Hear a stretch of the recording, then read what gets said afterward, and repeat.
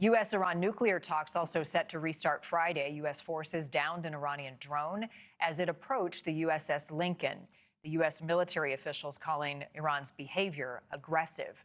Later on, Iranian forces harassed a U.S. cargo ship as it passed through the Strait of Hormuz. Two boats and a drone approached the ship at high speeds, forcing to seize the tanker.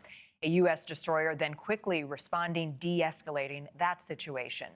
The U.S. has accelerated its military buildup in the region. President Trump says Iran is ready to talk.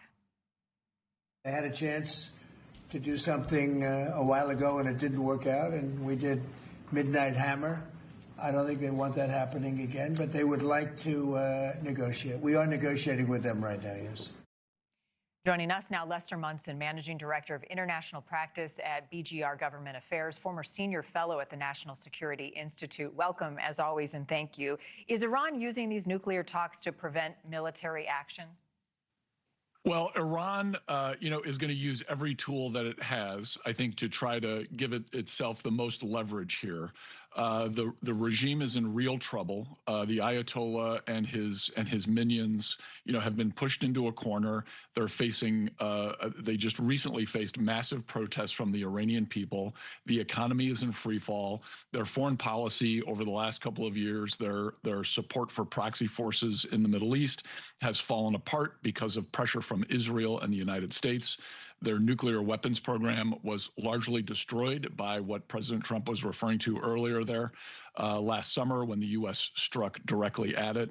So Iran does not have a lot of options yet. They're looking for anything they can do to kind of hold off the inevitable, which is likely the end of this regime and some sort of kind of fresh start for Iran, which could be in the very near future. So it seems as though, Lester, they don't have a lot of leverage when it comes to a nuclear agreement. So what are the most likely next steps in these negotiations?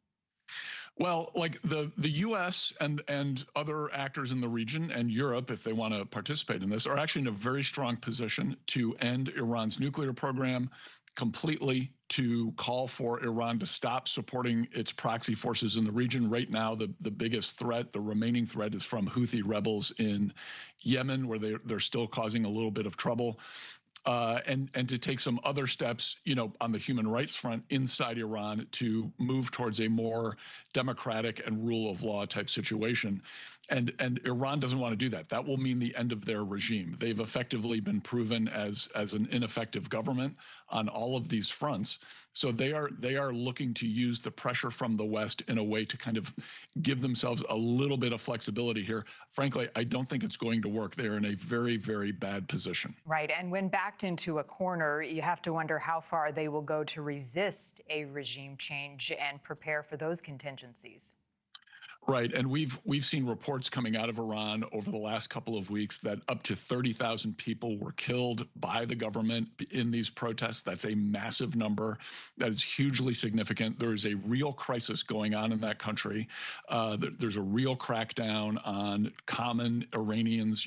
Everyday people just trying to get through their lives are really being impacted by this regime trying to survive. So this could be a real pivot point in the future of Iran. And this pressure from the U.S., from President Trump saying, I've got my forces in the region, we need to talk, is the next few hours we could see real implications for the future of Iran. We have in the past many times seen resistance from inside Iran pushing for a regime change, but it has never happened. Do you feel as though this moment is different?